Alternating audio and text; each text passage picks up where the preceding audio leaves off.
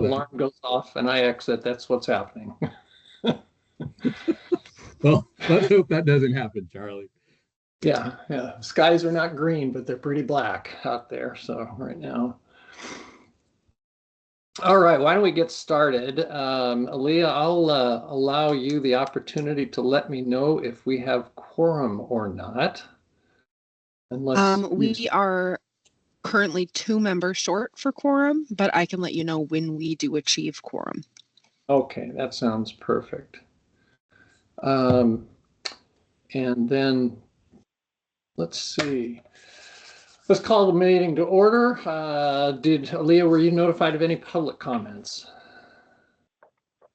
No public comment. All righty, great.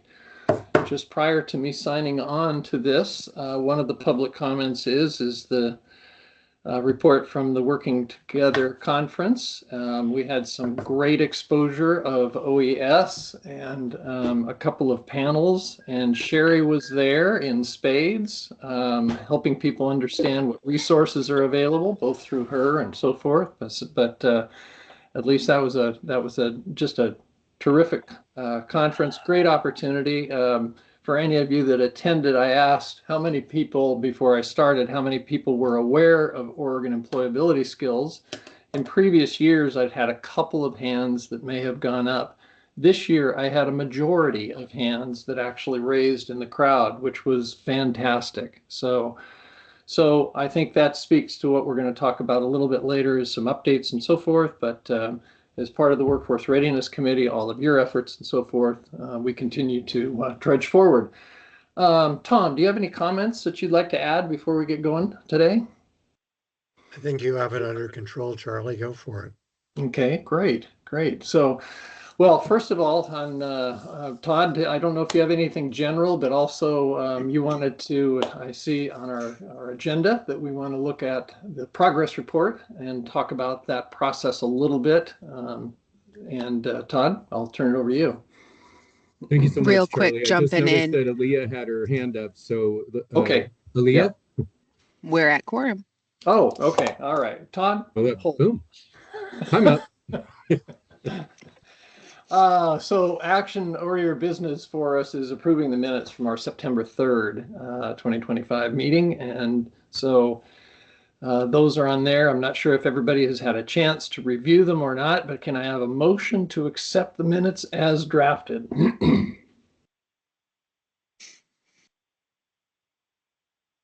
I move that we accept the minutes as drafted. Dean Craig, right there for me. Thank you, buddy. And I will second that for Dean. All right. And Sherry comes back in. Is there any discussion regarding the minutes? There being none, is there any opposition to the minutes as drafted? Hearing none. Approved unanimous. Todd Nell, you're back on the stage. Thanks, Leah. Thanks, Charlie. I'm going to share my screen and just pull up something that some of you may be more intimate with than others, but this is the current charter. And shout out to you, Charlie, for helping us get all these wonderful people up here as sponsors. And I know you're working separately and together with me to try and get a few more that are closely connected to the business community. So we will continue our efforts on that goal. And thanks again, Charlie. But the things I wanted to highlight real quick here for today correspond to the 3 buckets of the charter. One around Operation Expand OES, the other Project STEM Lift, and the last, but definitely not least, CTE efforts around dual enrollment, committee actions, and measurable outcomes. So probably noticed on the agenda that we've got space for everybody that's been involved in these 3 buckets to share out sort of the latest and greatest, because there are specific deliverables that are called out under the measurable outcomes. And so that's sort of just teeing up at a super high level. We just want to make sure that we come in for the final push here at the end of the calendar year, trying our best to meet those measurable outcomes that are relevant for this calendar year. And then also, I think, sort of talk about the big thing. Charlie, I don't want to steal any of your thunder because I know you're sort of leading this as of late. But that's our work that's coming together around the final report for the Workforce Readiness Committee that we do every year. So I'll stop there. Any questions?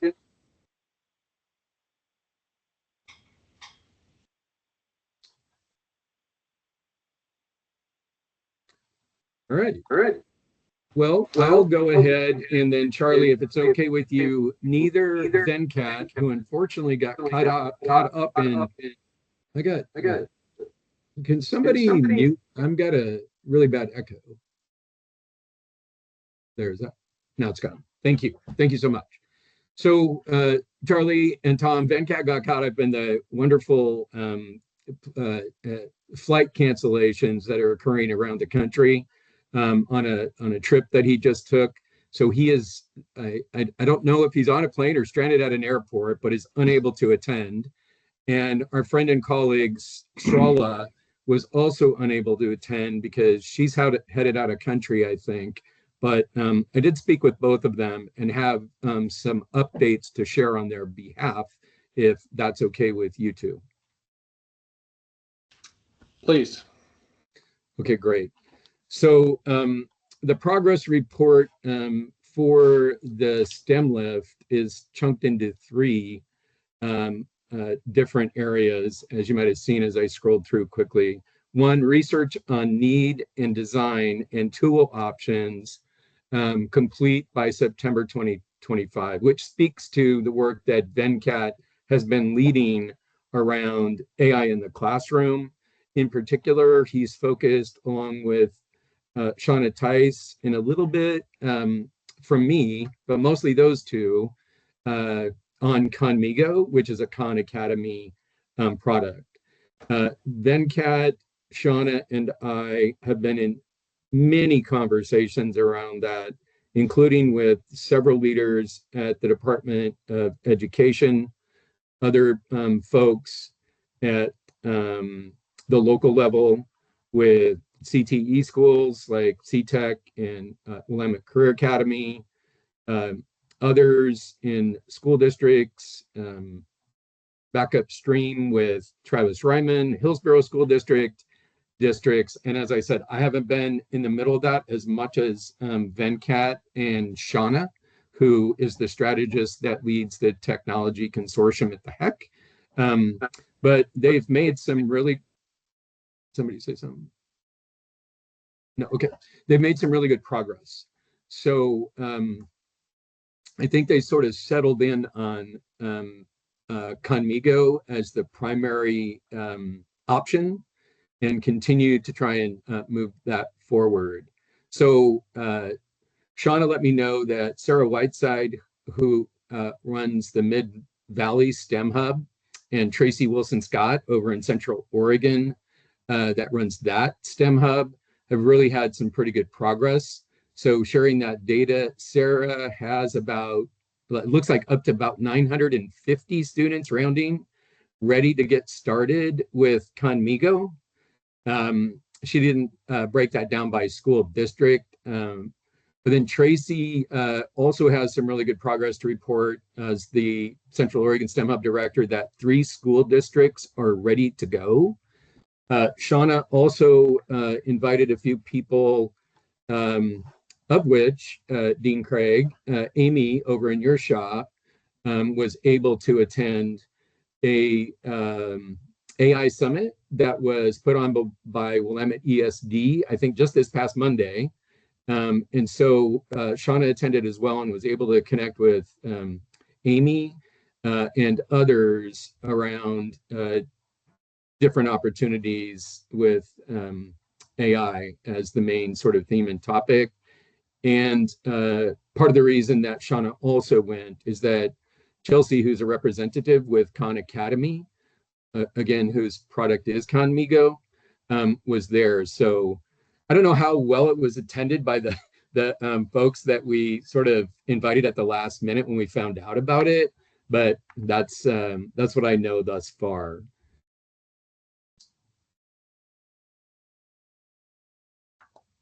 So in terms of the second component of the measurable outcomes from the charter for the STEM Lift work, there is a call out for advocacy and fundraising, and to develop a plan by December of this year with full funding and commitment secured by May of 2026.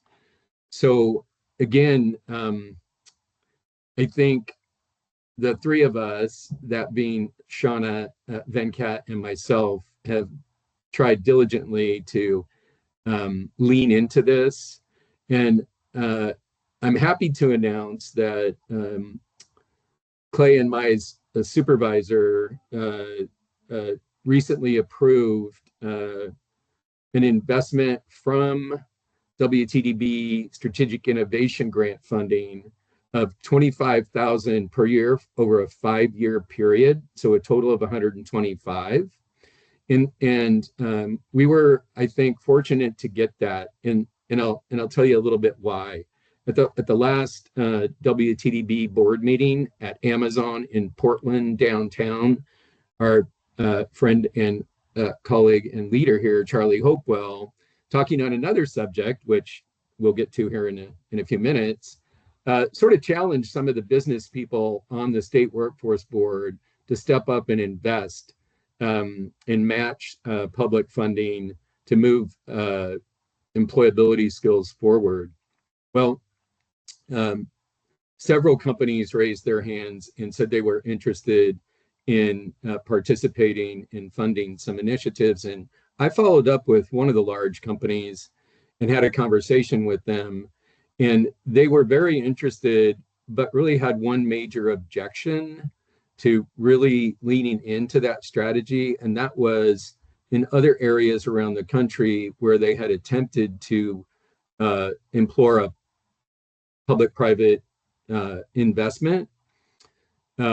They really struggled with not having sustained funding from nonprofits or public sector. So we sort of settled on a 3 to 5 year window as an optimum amount of money. And so I was pleased to find out that the ask of having sustained funding, although it's not a lot, I get that. The plan now is to reconnect with that potential funder from private sector, let them know that we do have the commitment for the 25 grant over 5 years. And hopefully, and I think based on the odds soon after your last recommendation and question, Charlie, are pretty good, but time will tell. So there's one thing that's happened in terms of a fundraising effort. We have yet, but Venkat and I in particular plan to come together with Srala here in the next few weeks to develop and sort of expand on the work that's already happening with funding.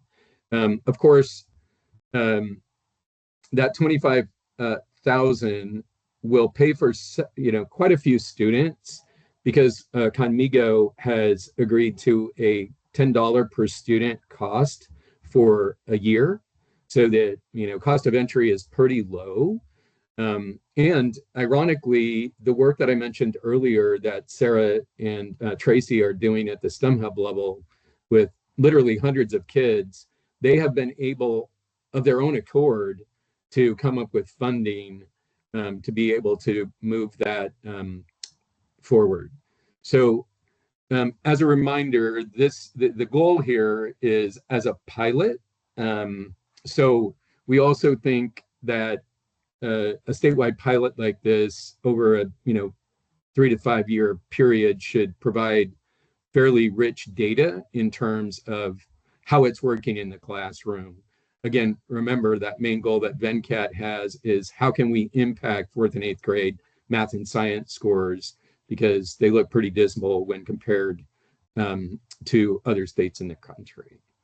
So last but not least, the call out in the progress and measurable outcomes in the charter has to do with a goal of having 6 school district pilots operational during the 26-27 school year. So I think we're really close to that particular call out. We, a couple of months ago, we never thought we would get that close. Another thing that we're working on with Andrew McGough at Work Systems is connecting with Portland Public Schools in a sort of ground up strategy approach to see where there might be opportunity to pilot Conmigo or perhaps another AI tool that they would see as better meeting their needs. So I think we're pretty good there. The little tricky part of that third goal is this, though. It calls out a 30% improvement over baseline of prior year in understanding of specified math and science knowledge areas in grade 4 through 8. So, the question behind that is like, how do we measure that? So as I touched on earlier, vencat and I in particular have met with Charlene Williams over at the Department of Education and her upper level management to sort of talk about this. That is going to be a little bit trickier, but we're continuing to try and uncover, information, intel on how we might approach that.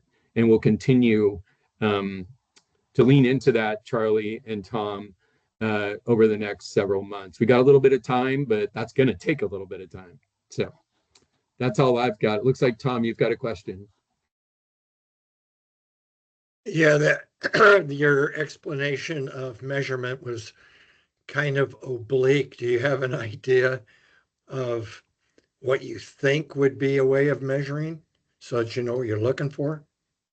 Well, one of the ideas, sorry, I should have mentioned that I have, but I know just enough to be dangerous about Conmigo, and we haven't really had, I should say, haven't really had in-depth conversations with them, Tom, but I'm hopeful that the data that they're able to pull up from usage from the students with Conmigo will allow us to better understand, through the pilot, right, where kids are showing up initially when they engage with the technology, and then over time, what does that look like? What can the data share with? I don't know yet, but I'm pretty hopeful. I did hear rumor that the data that they could provide was pretty rich, but again, we are just in the process of getting this, the airplane gassed up. I wouldn't say that it's necessarily taken off yet, but the tank is getting filled, and I feel like in the not too distant future, it'll take off, and we'll learn a lot more as that happens, if that makes sense. I know that's not a super detailed, good answer, but that's about all I got right now. That's pretty good. I would think that within the tool that they have some way of measuring competency of skills. So yeah, I'm looking forward to learning more. Yeah, I don't know. Is Sean? Oh no, Shauna's not here. She's in another meeting that I was just in. So I'm sure she would have more substantive information to share, and maybe she can do that at one of our future meetings. I forgot one thing. Charlie,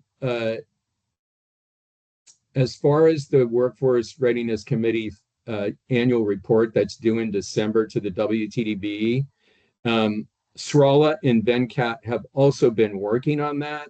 Right. Srala sent a few days ago to vencat and I some language that she put together. I know I've taken up a bunch of time, so I'm not going to get into the details with that. She's initially sort of focused on, not surprisingly, her previous niche in the business world around semiconductors when she was with Siemens. So she's popped it over to Venkat and I, asking particular questions around what she is raising up. She's also had several meetings that she's shared with me with the Department of Education. And she recently met with Sarah Means. And so I guess the point there is that she is trying to be very proactive in doing outreach to both the Department of Education and the governor's office to try and foster change. Yeah, and I think that's the STEM lift is also complicated by the funding situation that's currently going on, and really trying to figure out how do we continue to advance STEM if some of the infrastructure continues to be eroded by the funding situation that's going. So it'll be interesting kind of seeing where we are, and kind of perhaps find out how organic STEM has gotten into the system and so forth. So. And then, Tom, to your answer on AI, probably Venkat's going to be the one that will best be able to measure, or to be able to speak to the measurements piece. But since AI is such a powerful tool, I think all we do is we just type out a question and say, what are your measurements of success here? And it'll give us to that quick. So, okay, let's move on. That was my fatal attempt at humor.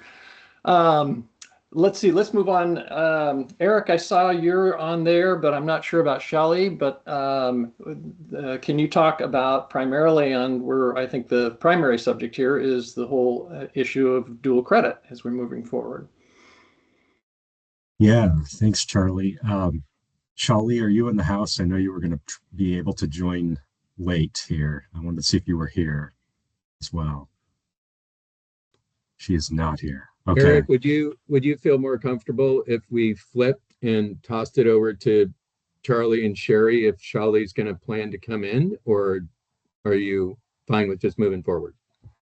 I'm fine with moving forward. I have updates on the early college credit dual enrollment just want to make sure. project. Shali, I know, had some slides to share about alignment of the committee's work with Oregon's CTE state plan, but I heard from her yesterday she was planning to be here for those, but I don't have those slides. So, but let me talk about them. Oh, okay, great. I'll get those up. Awesome. But I do want to talk about the early college credit dual enrollment. We're kind of more plainly talking about college credit in high school in this case. And Aaliyah, what I'm going to talk about isn't these slides right now, though. These are Shali's. Thank you.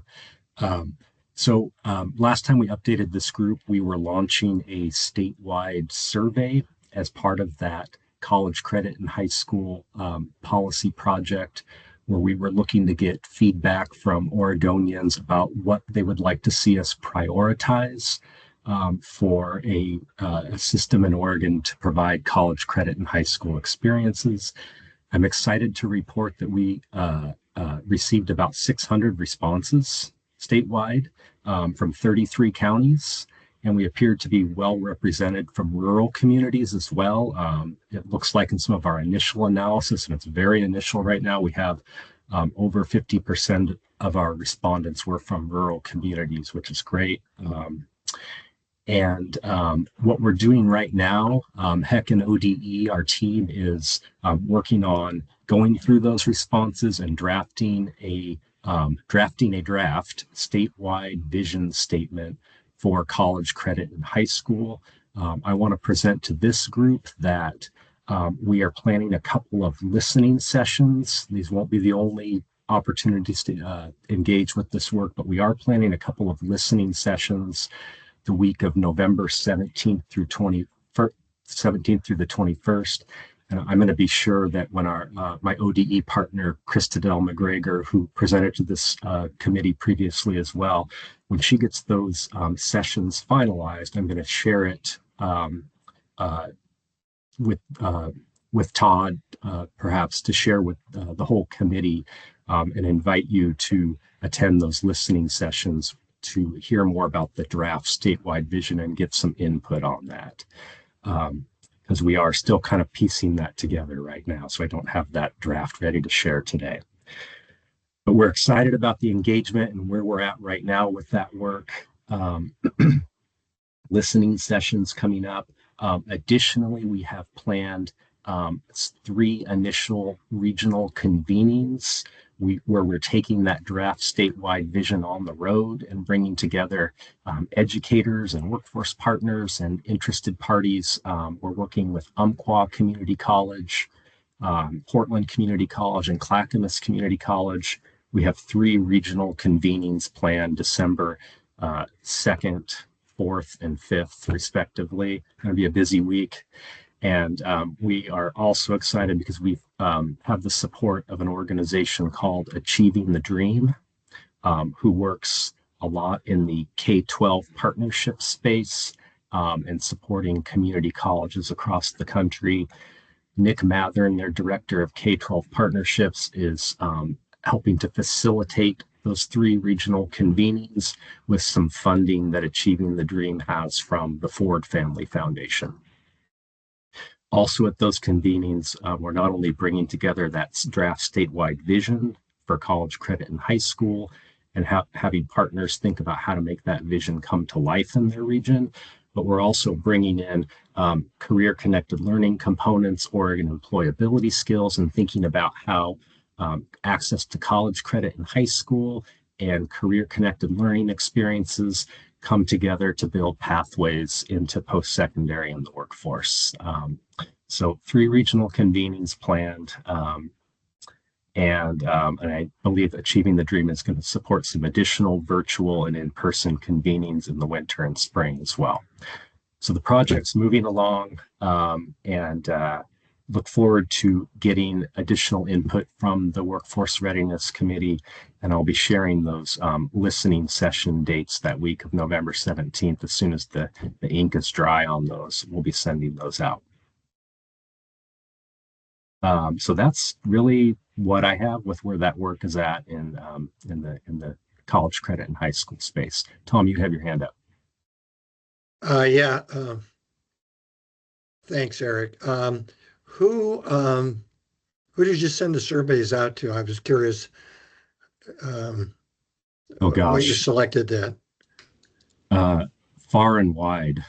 Honestly, I think we sort of had like a long list that it went out through various HEC and ODE channels to all kinds of different partners and distribution lists. So it just wasn't internalized by No. schools. It got deeper, got into maybe parents and businesses, what have you. Yeah. And we thought, Okay. you know, honestly, the kinds of questions that were answered, I don't think we got a ton of like parent and student feedback because it was might have not been the most approachable survey that way. But I did forget to mention this. We are working with ODE's Student Advisory Council, if I have that name right. We are presenting the draft vision to that group coming up later in November.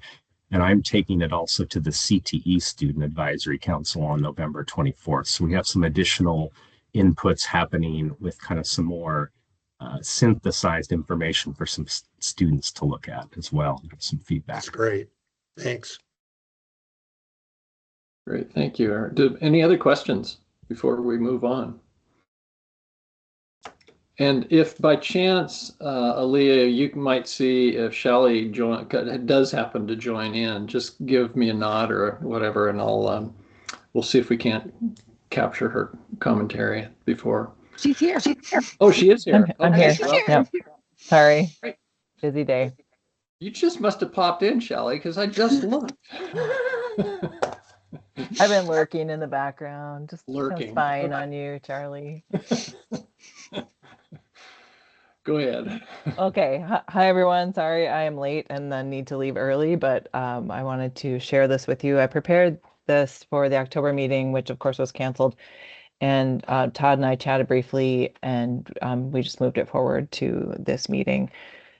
This isn't the first time you've heard me say these words about how I'm really interested in probably amending the charter for this group to align with the CTE state plan and the work that's happening there, so that we're not duplicating efforts on CTE in particular, and also broadening the scope from high school to post-secondary as well, because of course CTE federally is focused on the aligned programs between secondary and post-secondary.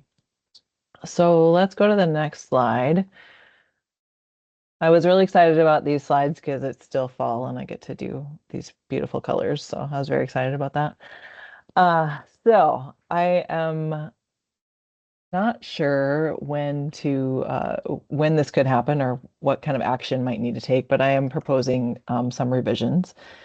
So the CTE and CCL title of that work in the charter, I'm proposing to amend it to say in direct support of ODE and HEC partnership to implement the 2024-27 CTE state plan versus what is there now, which is a focus on CTE for all, which is a secondary focused initiative.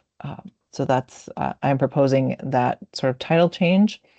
And then I'm also proposing to align some language in the charter actions with the outcomes and strategies in the CTE state plan as possible revisions, for the group's consideration.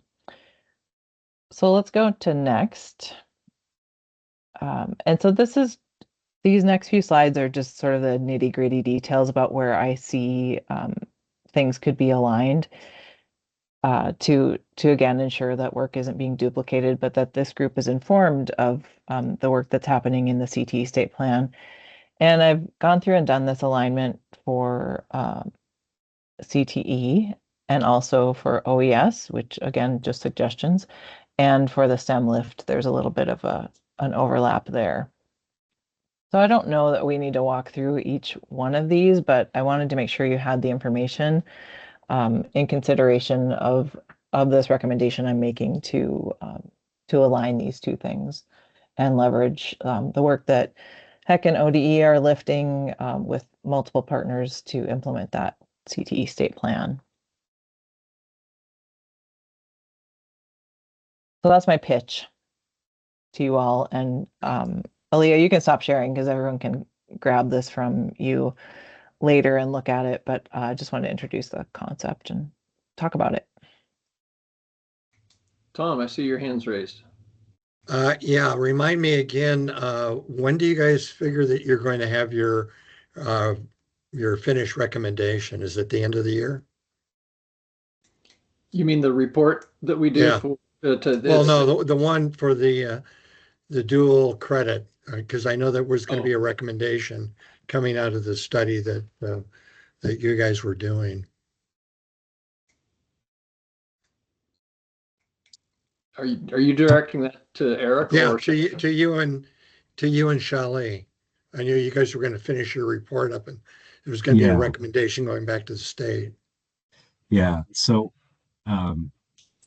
as we draft this statewide vision, that's going to lead to some policy and strategy ideas after that. But we're still sort of in the feedback stage right now, Tom. But we are presenting the vision to the State Board of Education and the HEC Commission on December 11th. That's going to kind of launch us into next phase, which perhaps will be a proposal for a policy option package to the legislature in 2027. Of course, that doesn't look great right now, so we don't know where that's going to go at the moment, but that's sort of the timeline. Okay, thank you. And Shelley, your discussion, just for my own clarity, is it with the state CTE advisory council, or is there another? No. Okay. No, the state plan is being the implementation is being staffed by HEC and ODE staff and with multiple partners. So what I'm proposing basically is to go back to those staff and say the Workforce Readiness Committee is also focused on these 5 to 7 things. Let's make a note of that in our plan implementation and loop them in appropriately so that they have a seat at the table. That's my pitch. Yeah, well, my sense is it does make a lot of sense, and so I think that's a great pitch. So the piece I have that I'm just in a little bit of a quandary of is how can we how can we help in that process, and do we need to get aligned with a couple of different partners to assist the process? So. I think getting this aligned to the CT state plan is going to be pretty easy. I'm going to send an email to Marshall Curry, and he is going to make it happen. I think the bigger question is, are you all amenable to, or do we need to amend your charter so that Yeah. it reflects the bigger picture? Well, maybe even talks more openly about the alignment with. I mean, again, because because we are not a body that has fiscal responsibility in any way, shape, or form. It's really advisory. Then it kind of makes sense that it be a collaborative piece that works together. So, yeah, Todd.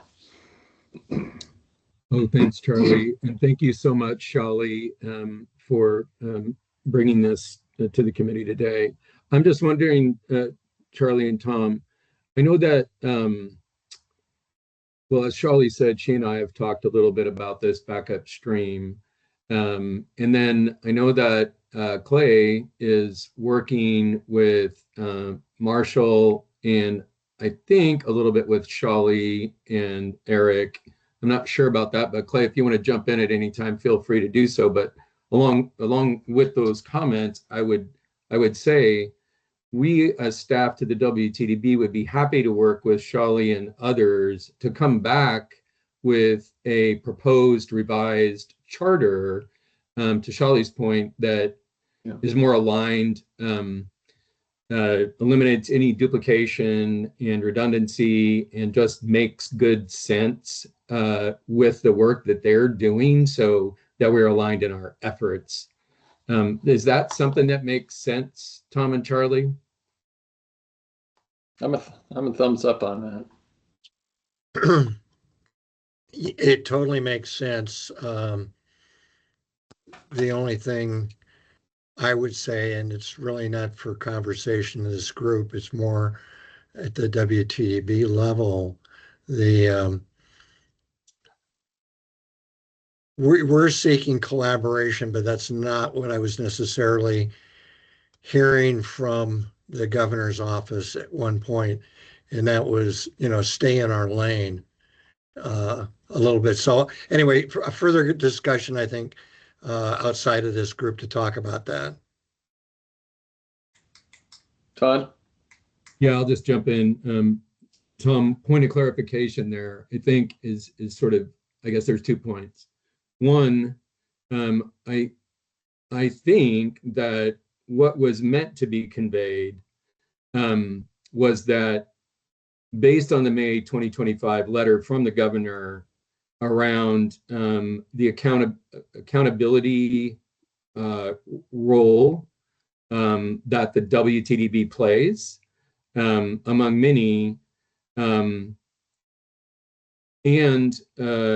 its work around continuous improvement of the public workforce system, that really what the governor wanted us to prioritize in the short run was around the public workforce system, or WorkSource Oregon, in terms of metrics and performance measures, and then reporting those out in the spirit of accountability and continuous improvement.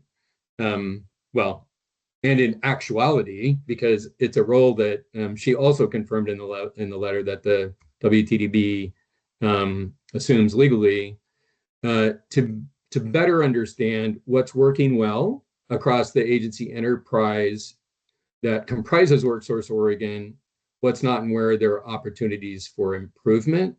So that reporting will be happening on a quarterly basis, it looks like, with and aligned to quarterly WTDB board meetings.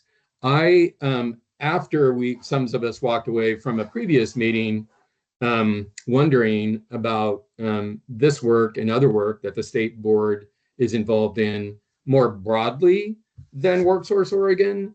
The feedback that I got, and I don't think this has changed, is that yes, that was a priority from the governor for the state board, but that didn't mean that we were to sort of like cease and desist the work that we're doing in the Workforce Readiness Committee. No, I didn't. I was not trying to imply that, Todd. Okay, great. I just wanted to make sure. There were just some undertones to that letter that it's really not for discussion in this group. It's one that I think you and Charlie and I need to kind of discuss. Sure, that's fine. I just wanted to get the clarity out there for everybody around what you were sort of hinting at. So happy to talk with you offline about that. Yeah. All right, I'll move the conversation.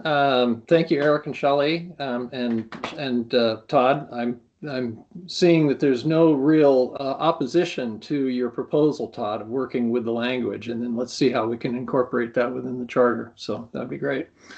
Sounds good, the last report out then is really on the OES side, and I'm going to really turn it over to Sherry, reiterating again to this entire group that if there is an individual, and there is an individual who knows and has been continuing to press this process forward in great aptitude, that would be Sherry. So she's got a lot of exciting stuff that's been going on. So Sherry, I'm going to turn it over to you. Well, thank you. My first comment is just that as I'm hearing people talk today, I'm realizing how far we've come in this group to building greater communication, greater clarity around things that are happening, more partnerships, more system alignment. I love the fact that even in the STEM Lift project, that we were able to identify folks out there already embracing Conmigo, start to get data. It didn't require us to do something new. It required us to communicate and find those that were already doing the good work. And that's been something that's been on my heart for a long time, is I feel like Oregon does a lot of really great things that never really get captured. And so that communication piece is maybe one we want to continue to focus on. Love what Shelley and Eric were sharing also about bringing into greater alignment, because that's it's giving us greater clarity. We started without clarity. Now we're now moving into greater clarity, and that helps us to be better partners. And so that's also capturing what's happening kind of in the world of OES right now, is that we're really focused on those partnerships. I have not yet had time to actually go after an individual OES grant. But the good news on that is because I'm so busy working on partnership grants, because so many folks have come to me and said, hey, we want to include OES in what we're doing, and so we want to partner on a grant, which actually, being one person, feels much better than doing anything on my own anyway. That's almost a scary prospect to me. So some things in the hopper right now is the Willamette Workforce Partnerships AI grant application that went out. Of course, we don't know if we're going to get it, but there's always so much that's gained even in the writing process of those grants, because it teaches us and helps us to think about how we align and how we partner in a better way. So for this group, that grant is somewhere in the neighborhood of $1 million in order to teach AI through the lens of Oregon employability skills. But the part that I want to share with this group today is that as I mulled over that grant one weekend, I wrote back to Amy at Willamette Workforce Partnerships and I said, hey, could you add in another $25,000? And that $25,000 was to get us some teaching material for middle school and parents. Because when you think of the continuum of the work that we do, I had heard that there is some conversation, and I've not been in any of those conversations, so I don't want to speak too much about it, but there is some conversations at Chemeketa and perhaps other community colleges on whether they would have an AI program in the future, like a technology program, and people are thinking about these things now. And so I was able to insert that if we don't start middle schoolers thinking about that now, there'll be no one for that program in the future. And if we don't get information out to parents now, there may be students that want to get in, but because their parents don't understand what that looks like, they may kind of try to steer them in another direction. So being able to look at the system very holistically in that when we do things, it's a lot cheaper to add in something for middle school in the inception of the grant than it is to go after a middle school specific grant. It costs a lot more money to go then and build something down at that level, as well as to have that alignment. Because when we build things in K-12 and then we want to align it potentially in community college and in workforce, we don't have alignment when we don't build those things together. So I wanted to bring that out as one of the things that I thought was really neat, like whether we get the grant or not. I hope we do, but it made us think across the systems in a different way. Another grant I'm working on with Denise is Life to Launch, and it's delivering the delivery system to students becomes much more agile, really at the fingertips of the student instead of handing them a magazine that they're not going to look at. And I hope that we'll be able to bring Denise back and have her chat a little bit with us about that and explain her project. I'm also working on a grant with Vanetta PR firm to really get our industry partners more involved in this process. And I am learning so much from working with a PR firm because in education we don't think the same way, and they have really helped me with that. So we're going to be going for a grant with that. And then the fourth one on my deck that I haven't gotten to is really just that middle school marketing piece of things. So again, I just love the conversation here because it shows how we are getting clearer, how we're coming together and how we're supporting one another. And in that vein, I just want to say that the support that I received at the Working Together conference was, I was in tears. It was just astounding to have so many people starting to connect with and see what is happening for students by giving them this opportunity for organ employability skills. And all of you are a huge part of this journey. So thank you to all of you for your advice, your words of wisdom, your comments, and keep them coming. And that's my report, Charlie. It's normal, packed full of good stuff. As I have conversations with Sherry on a continuing and periodic basis, it's like I walk away from it and my head is just draining because there's been a lot put into it. But I think that the other side, Sherry, that you haven't talked about is it really kind of speaking engagements or trainings? Can you just kind of give a quick update in regard to current trainings, thought processes, and then I'm going to talk a little bit about industry here in just a sec. Yeah, I would say just to give people an indication of things, I get requests every single day regarding OES. So I'll have a request. I had a request from a school that wants the elementary curriculum put into Canvas. I have a middle school that wants it put into Canvas so that because they're a Canvas school, they want the middle school curriculum. From a science teacher that wants to use it with her industry partners. Working with a lot of sector strategy industry partners right now that I've mentioned, hospitality and tourism, manufacturing, let's see, childcare, healthcare, working with a lot, OHSU, all over the place. They're very interested in helping. And then people coming in asking for me to take them through the curriculum, showing them how to use the workforce toolkit. It's daily. The uptick is just phenomenal. In fact, I'm getting a little nervous.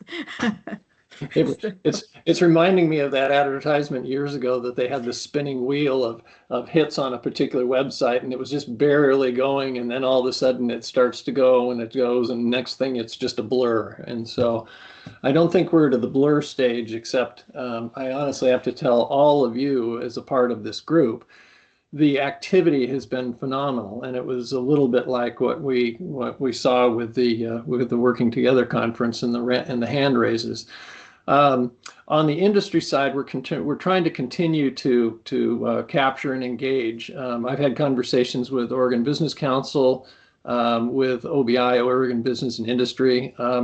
OBI, I think, is a little, at this point, they really want to educate their membership through some online seminars prior to doing any formal kind of adoption or signing on to our charter, which is a bit disappointing to me.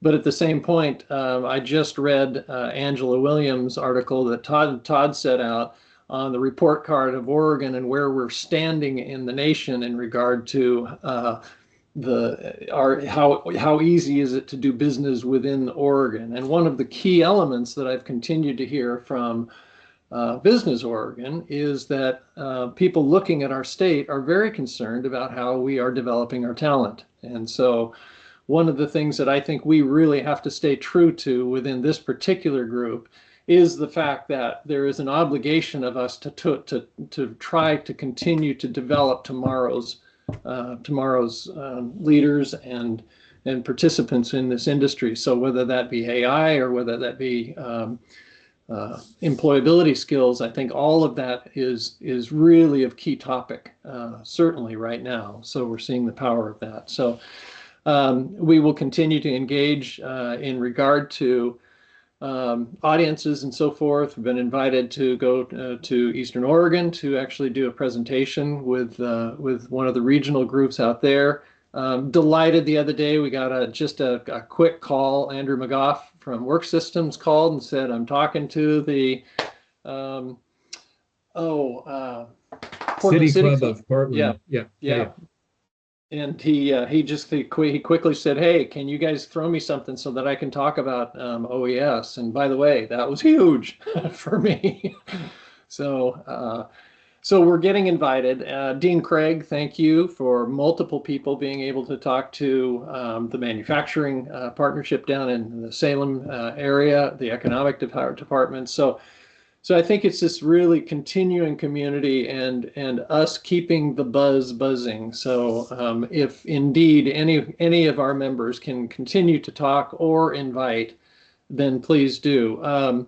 Before I sign off and start to answer some hand raises here, really big shout out to Georgia and Conrad and the Working Together conference. I was only able to attend for a very relatively short period of time on the panel, had a fabulous time doing so, and it really was fun. I will tell all of you, or those of you who were not in attendance, that I just got back from a whirlwind trip that we went to Nashville, Memphis, and New Orleans. Memory is working on me, but in Memphis, we were right across the street from the Civil Rights Museum.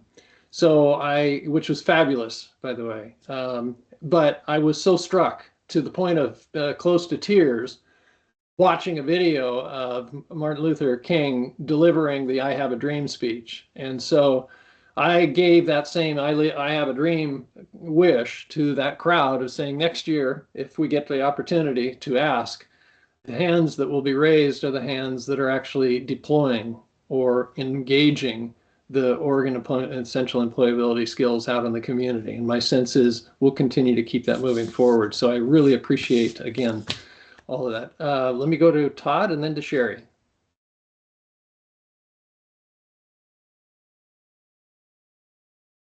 Todd.